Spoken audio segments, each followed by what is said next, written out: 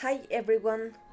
Have you ever wondered what fairy tales were before Disney turned into happy endings? Honestly, I hadn't considered how much has been changed until I read the original stories. So, if Disney hadn't adapted these tales, most of us would have never heard of the dark European folklore that inspired them. So, today I'd like to take you on a journey into the original versions of the most famous fairy tales. And trust me, they're far from magical. Jacob and Wilhelm Grimm were two German scholars from the 19th century. They had started out collecting folk tales, not for children's, but to preserve culture and oral tradition. They listened real people and wrote down their histories, which has been passed down for generations. When their first book was published in 1812, many tales include violence, hunger, betrayal, even murder. Later, they had to tone them down due to public criticism. Still, their original purpose wasn't entertainment, it was preservation. Oral tradition preserved the histories of many people in the past. In general terms, European folklore. Cinderella, the first one. There was no fairy godmother. Birds helped her instead. The stepsisters were so desperate they cut off parts of their feet to fit in the slipper. So, in the end of the tale of Cinderella, birds pick out their eyes. If Disney had kept that version, it would be traumatized a whole generation. The next one is the history of Snow White. In the original version, the evil queen was her real mother. She's punished by being forced to dance in red hot iron shoes until she dies. Honestly, I think any kid would have slept well after hearing that. So cruel. The next one is Hansel and Gretel. Their parents abandoned them in the woods because of there's no food, and then a witch captures them, planning to eat them. So simple. This is not just a scary story, it's about poverty, survival, and trust. These tales have been used to teach harsh lessons about life, not to entertain. Why were the stories changed? By the 20th century, companies like Disney realized that they could sell dreams, not fear. They took out the dark parts, the sadness, and the pain. Sure, this made the stories more enjoyable for kids, but if the tales had remained untouched, we might have learned deeper lessons earlier. Fairy tales originally showed that life wasn't perfect and that bad decisions had consequences. Today, they're mostly about love, fun, and fantasy, and I think it's fine, it's okay. But we've also lost part of their soul, ons about life, not to entertain.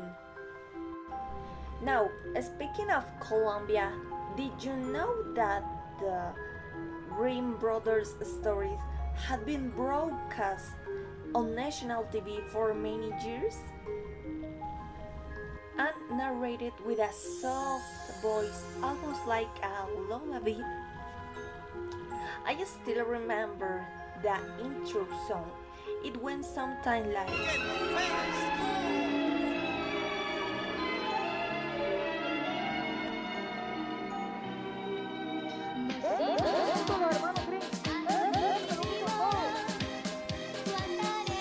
melody has stuck with me for years. Even though the episodes were much softer than the real stories, they have played a big role in how many of us goes to know classic tales. Honestly, if that show had never aired, maybe I wouldn't have been so interested in fairy tales at all. It interested it us to a magical world, but it also left us a lot of the original pain, fear, and raw emotion. Still, I think it was a great way to bring folklore into our homes. And now that I've read the uninfiltrated versions, I realize how much had been removed to protect us, but also how much meaning had been lost. If we brought back that show with more faithful adaptation, maybe younger generation will learn both the beauty and the brutality behind these tales. So, to be honest, if I hadn't read this original version, I would have kept thinking fairy tales were only sweet and magical. But now I realize they were powerful tools full of meaning and warnings. If parents today told their sons the older versions, may children will grow up more aware of danger and morality. Of course, we can scare them with witches and punishments every night, but we shouldn't hide the truth either.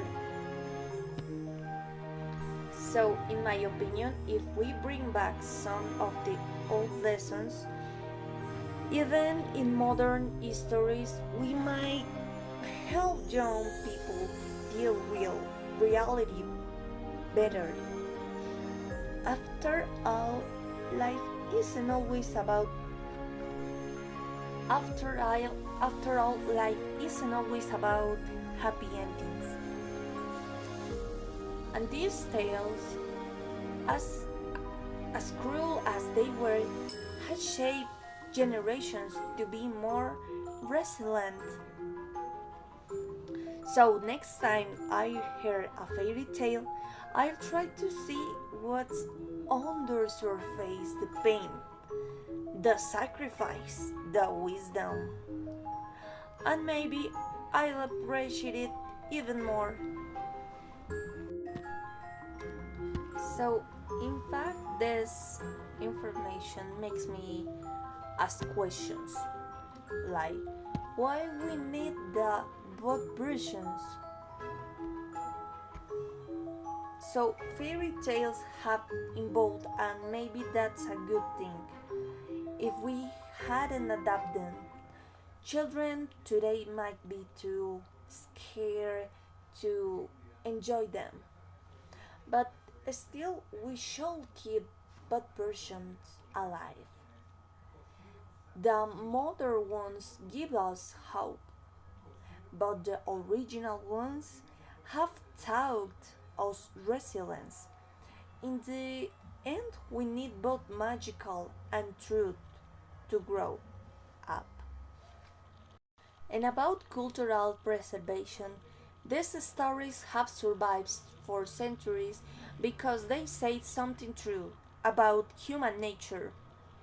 If we forget these original versions, um, we might lose a part of our cultural identity. That's why it's important to preserve not just the tales, but the truth they carry, the lessons.